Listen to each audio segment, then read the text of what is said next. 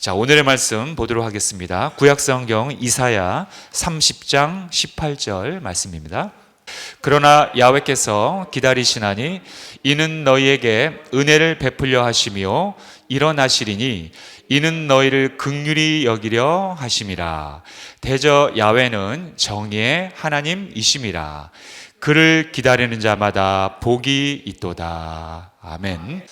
여러분, 우리 사람들은요 항상 무언가를 기다리며 살아갑니다. 자, 여러분들한테 한번 질문을 드려봅니다. 군인들은 무엇을 가장 기다릴까요? 네, 제대하는 날을 가장 기다리겠죠. 예, 그리고 또 우리 직장인들은 월급 받는 날을 항상 기다릴 것입니다. 그리고 우리 식당 주인들은, 우리 사장님들은 아마도 이 손님들이 몰려오는 것을 간절히 기다리고 있을 것입니다.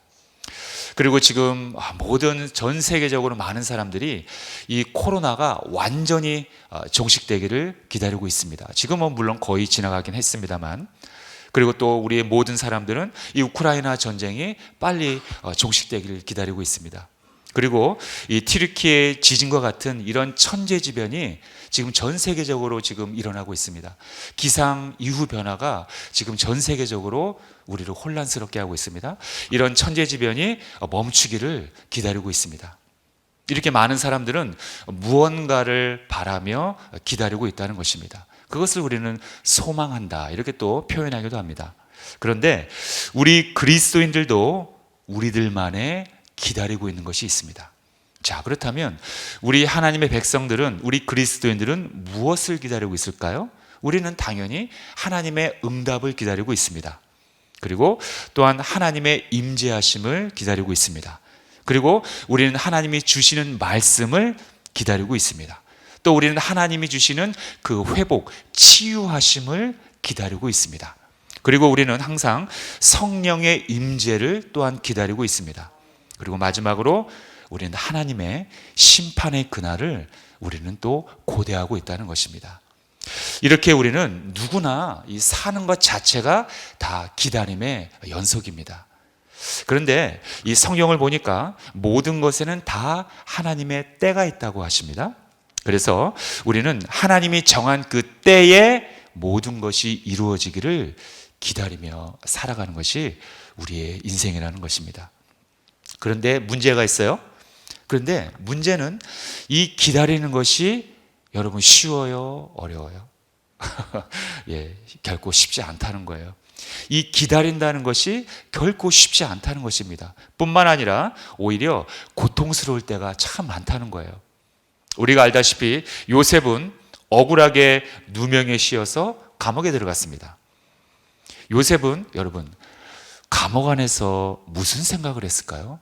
성경에는 요셉의 그 심리적인 상태를 설명하고 있지는 않습니다. 그저 우리는 상상할 뿐입니다. 요셉은 과연 감옥 안에서 어떤 마음을 품고 있었을까요? 아마도 분명히 그는 하나님의 그 자비하심을 한없이 기다리면서 감옥에서 풀려나가기를 끝없이 기다렸을 것입니다. 왜? 자기가 죄를 짓지 않고 감옥에 들어갔기 때문입니다. 요셉의 감옥 안에서의 그 기다림은 힘겨운 자신과의 싸움이었고 아주 고통스러웠을 것입니다. 여러분, 또 아브라함은 어땠습니까? 하나님은 아브라함에게 아들을 낳을 것이라고 약속해 주셨습니다. 그런데 그 약속을 하자마자 그 다음 날에 임신했나요? 아니죠. 하나님께서 아브라함에게 아들을 주실 것이라는 약속을 했지만 25년이 지나서야 아들 이삭을 얻었습니다. 아브라함은 25년 동안 기다린 거예요. 그 25년 동안 아브라함은 여러분 얼마나 힘들었을까요? 기다린다는 것은 절대로 쉬운 일이 아닙니다. 왜냐하면 이처럼 기다림에는 절제와 인내를 요구하기 때문입니다. 더군다나 여러분 지금 이 시대는 이 속도와 이 빠름을 너무 과하게 강조하고 있는 시대를 우리가 지금 살아가고 있습니다. 그래서 이 속도를 너무 강조하고 이 빠르게 하는 걸 너무 강조하다 보니까 너나 할 것 없이 사람들이 기다리는 거에 약해졌어요.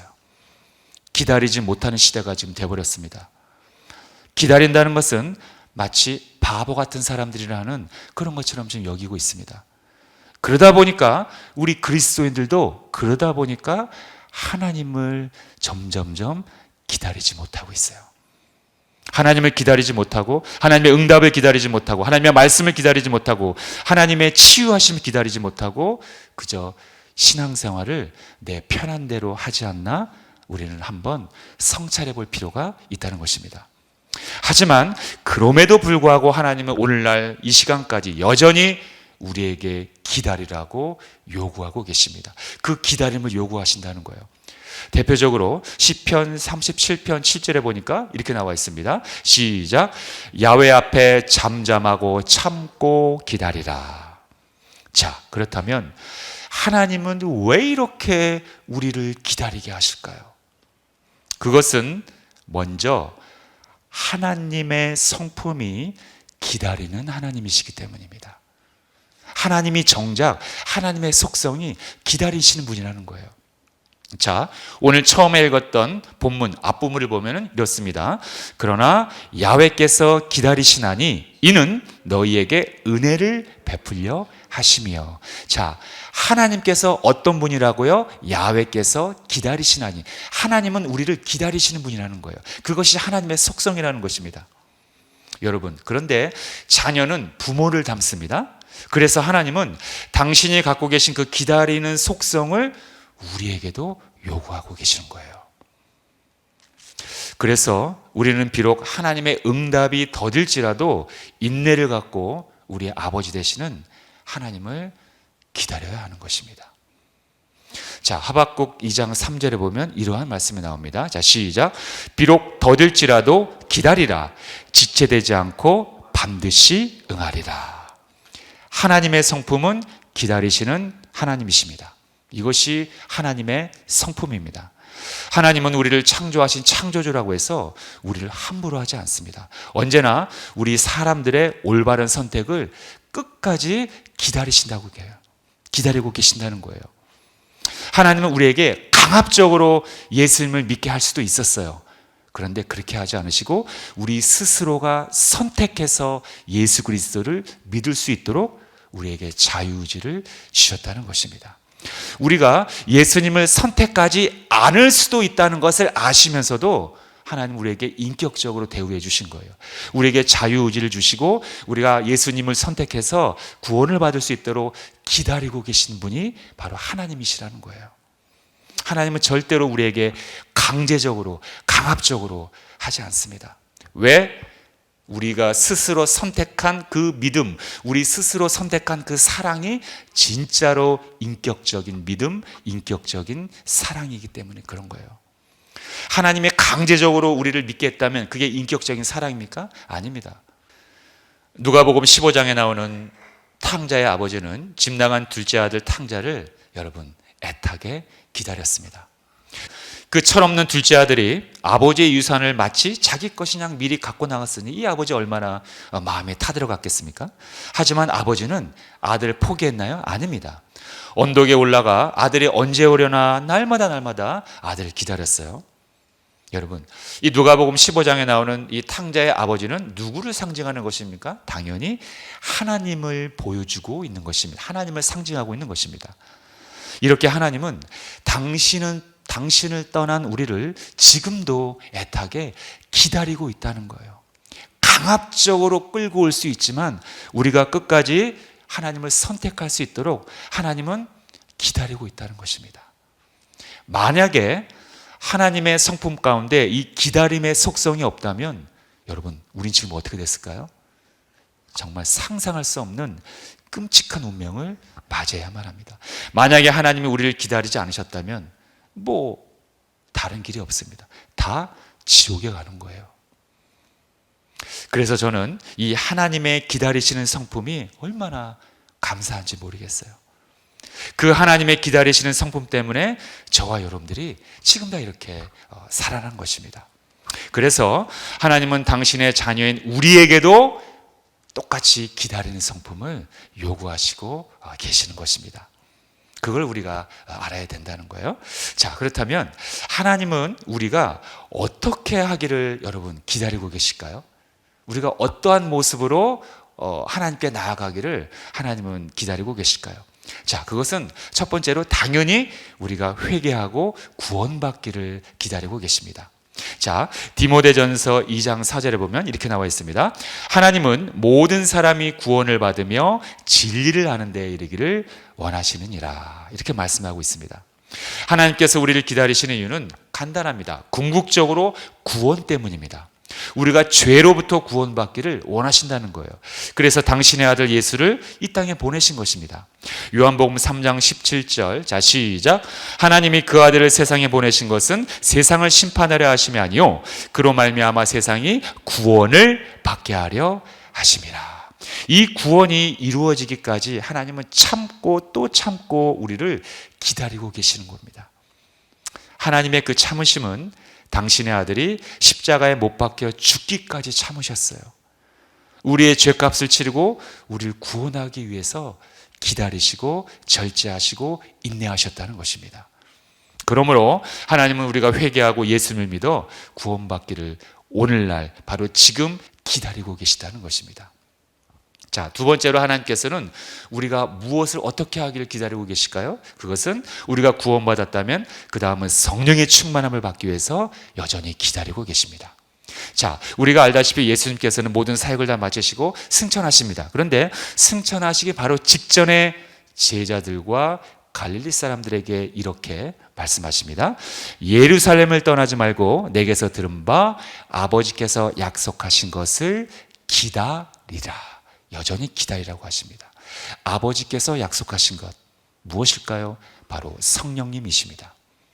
주님은 당신의 십자가와 부활의 사역을 다 마치시고 하나님께로 올라가십니다. 그러나 걱정하지 마라. 내가 올라간다고 걱정할 필요 없다. 성령이 나 대신 오셔서 그 성령이 나한테 인도할 것이니 너희들은 그 성령이 너희들에게 임재하기를 기다리라고 약속하신 거예요.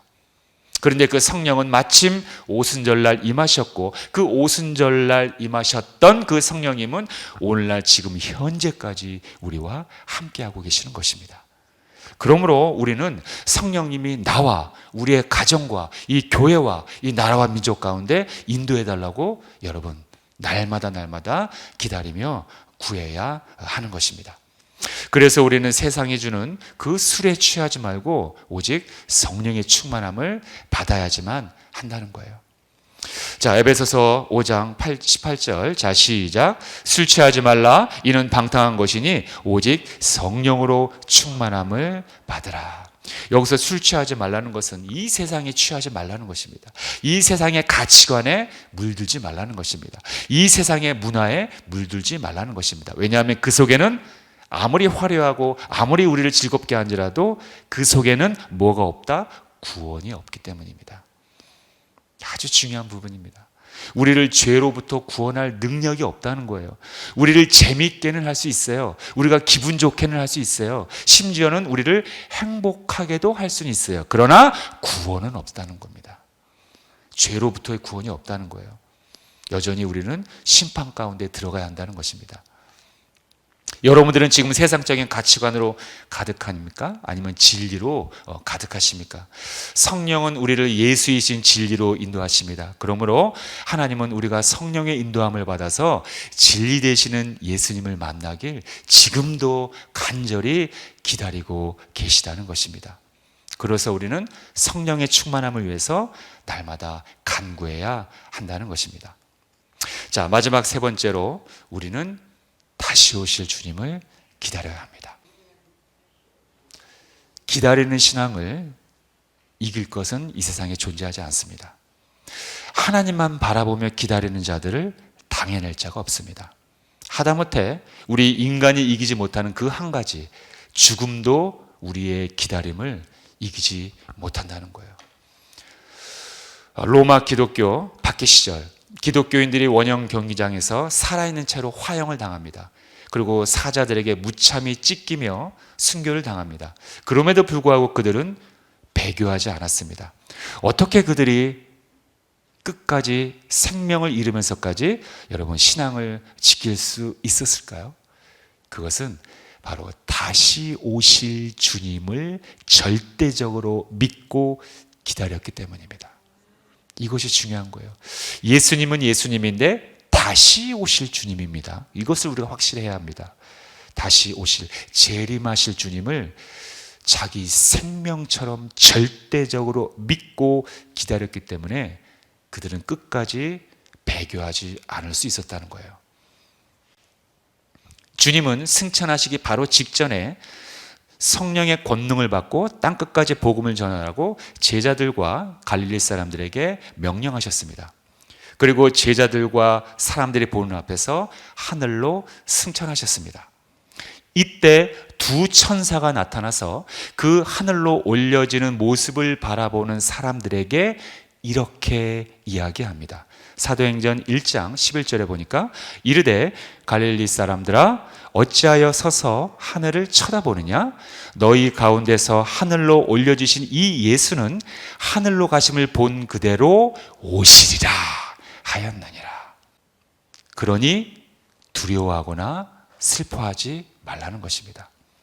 또한 요한계시록 마지막 장인 22장에서 예수님은 마지막으로 이렇게 말씀하십니다. 계시록 22장 20절 시작. 내가 진실로 속히 오리라.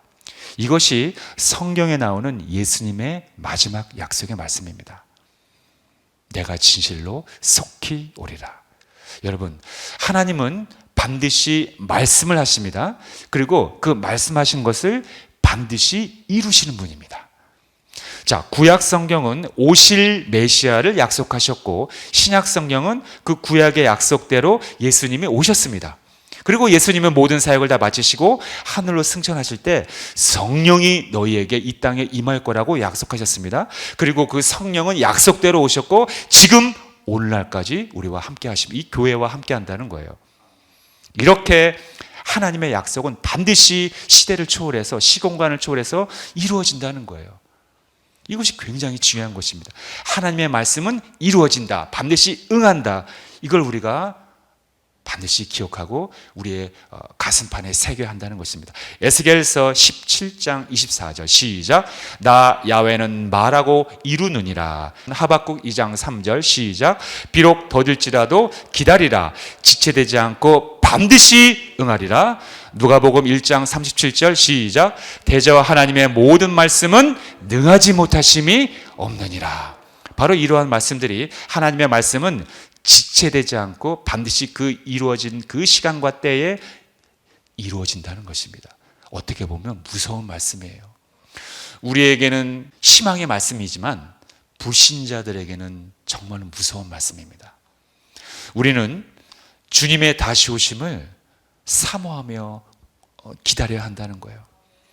하지만 이 시대는 이 기다리지 못하는 시대가 되었습니다. 그래서 이 목사님들이 예수님의 재림 이야기를 하면은 이 성도님들이 관심이 없어요. 왜? 기다리는 거에는 관심이 없는 거예요. 그리고 현세의 복을 받는 것에만 관심이 있다는 거예요. 그러나 이거는 잘못된 신앙입니다. 물론 우리가 현세의 복을 받는 것 중요합니다. 또 하나님은 그렇게 해주신다고 약속하셨어요. 그러나 그거는 이 중간 과정 가운데 있는 복이지 결론이 아니라는 것입니다. 예수님의 재림을 우리가 고대하고 사모해야 하지만 아까 로마의 그 원형 경기장에서 자기의 생명을 바치면서까지 배교하지 않았던 그러한 강한 믿음을 우리가 갖고 있을 수 있다는 거예요. 예수님의 재림을 우리가 사모하지 않고 고대하지 않고 갈망하지 않는다면은 요만한 환란이 와도 예수님을 버린다는 거예요. 왜? 내 신앙생활의 기준이 현세의 복이기 때문에 이 현세의 복에 따라서 내 신앙생활이 좌우된다는 거예요. 근데 그러면 안 된다는 것입니다. 그러나 다시 오실 예수 그리스도를 믿고 우리가 그것을 바라보고 고대하고 그것을 바라보며 우리가 하루하루 성실하게 예배를 드린다면 우리의 신앙은 심지가 견고해져서 절대로 흔들리지 않을 수 있다는 것입니다. 여러분, 예수님은 누가 뭐라 해도 다시 오십니다. 우리는 그분을 늘 바라보며 우리는 주님을 찬양해야 한다는 것입니다. 주님은 약속대로 반드시 오실 것이며 주님이 처음 오셨을 때 초림하셨을 때는 우리 인류의 구원을 위해서 오셨지만 재림하실 때는 구원을 위해서 오시는 것이 아니라 심판을 위해서 오신다는 것을 꼭 명심하시기 바랍니다. 결론입니다. 신앙의 본질은 하나님을 기다리는 것입니다. 그래서 이 기다림은 우리 신앙의 엔진이 되는 것입니다. 그래야 앞을 향해 달려갈 수가 있는 것입니다. 이 기다림의 신앙이 없다면 퇴보합니다. 자꾸 뒤로 가요. 우리는 기다림이 아무리 고통스럽다고 해도 승리할 수 있는 근거가 있습니다. 그 근거가 바로 우리의 아버지 되시는 하나님께서 먼저 끝까지 참고 기다리는 우리의 아버지이기 때문입니다. 우리는 하나님의 형상대로 창조됐어요. 그러므로 하나님의 DNA가 우리에게도 있다는 것입니다. 그러므로 하나님이 기다리시는 하나님이시라면 우리도 기다리는 하나님의 자녀가 충분히 될 수 있다는 것입니다. 그리고 하나님은 기다리는 자들에게 최종적으로 약속하셨습니다. 그것이 바로 오늘 처음 읽었던 이사야 본문의 마지막 부분입니다. 자, 시작. 그를 기다리는 자마다 복이 있도다. 이렇게 약속하셨다는 거예요. 여러분 모두가 이 기다림의 영성을 갖고 최후의 그날까지 반드시 승리하셔서 하나님께서 약속하신 아름다운 열매를 받아 누리시고 또 이웃들에게 나누시길 예수님의 이름으로 축원합니다. 네, 기도하겠습니다. 살아계신 하나님 아버지 감사드립니다. 이 세상은 우리가 기다리지 못하게 만들고 있습니다. 그러나 우리는 하나님의 성품을 이어받아 기다릴 수 있습니다. 하나님의 응답의 말씀을, 치유하심을, 성령의 임재를 우리는 우리의 환경이 아무리 어렵다 할지라도 끝까지 인내하며 절제하며 기다리겠습니다. 그래서 하나님이 우리를 위해서 예배해 놓으신 그 아름다운 복을 영원토록 누리겠습니다. 그리고 이 위대한 복음을 많은 이웃들에게 전할 수 있도록 성령의 은혜를 허락하여 주시옵소서. 그러기 위해서는 주님이 주시는 평강이 필요합니다. 세상이 주는 가짜 평화가 아니라 하나님이 주시는 그 근본적인 평안을 우리에게 주셔서 우리의 마음이 흔들리지 않게 해주시고 그 평안으로 말미암아 모든 환경을 다스릴 수 있도록 우리를 인도하여 주시옵소서. 예수님의 이름으로 기도합니다. 아멘.